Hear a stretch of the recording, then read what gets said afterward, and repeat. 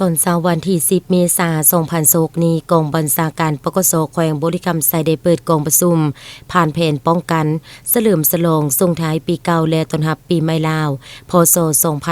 2569โดยการเป็นประธานของทานพันเอกคำเพงนำภวันห้องหัวหน้ากองบัญชาการปกสแขวงมีคณะกองบัญชาการปกสแขวงคณะห้องกองพันป้องกันเคลื่อนที่และภาคส่วนที่เกี่ยวข้องเข้าร่วม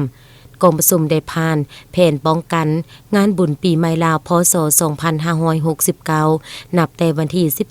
13-17เมษายน2026กองบัญชาการปกสแขวงบริคำไซได้สร้างแผนป้องกันการเฉลิมฉลองส่งท้ายปีเก่าพศ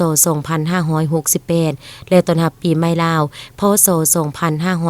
2569ซึ่งได้กำหนดจุดประสงค์และระดับคาดหมาย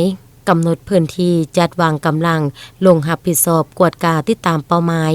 เพื่อต้านสกัดการถูกเล่ห์เหลี่ยมกลอุบายของพวกศัตรูและกลุ่มคนบ่ดีที่มีแผนการจะก่อความบ่สงบรูปแบบต่างๆในระยะเฉลิมฉลองบุญปีใหม่ลาวพศ2569ที่แขวงบริคำไซในนั้นได้ตกลงแต่งตั้งคณะรับผิดชอบ4นำรวมจำนวน5สหายคณะบัญชานำพาป้องกันตัวจริง17สหายเพื่อเป็นเสนาที่การช่วยคณะบัญชา4นำรวมในการสร้างแผนป้องกันมีหน้าที่ลง4นำกวดกาบัญชากำลังอยู่แต่ละจุดป้องกันติดตามสภาพ24ชั่วโมงเพื่อสรุปรายงานและขอทิศนำจากคันถึงอย่างเป็นปกติหากมีปรากฏการณ์โยโทเกิดขึ้นส่วนหน่วยประจำการตัวจริงแบ่งออกเป็น10หน่วยประจำการมีจำนวนพล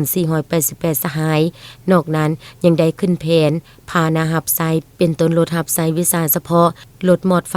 และประกอบอาวุธยุทโธให้นายและพลตำรวจที่ลงป้องกันตัวจริงอยู่ตามจุดต่างๆเพื่อเฮ็ดหน้าที่รักษาความสงบความเป็นระเบียบเรียบร้อยเห็นให้ประชาชนลาวบ่ได้พาวและนักท่องเที่ยวที่มาลินมาเที่ยวชมการเฉลิมฉลองส่งท้ายปีเก่าต้อนรับปีใหม่ลาวพศ2569อยู่ภายในแขวงบริคำไซให้มีความเบิกบานม่วนซื่นรักษาได้เฮ็ดของประเพณีอดีงามและมีความสงบปลอดภัยห้อยสนห้อย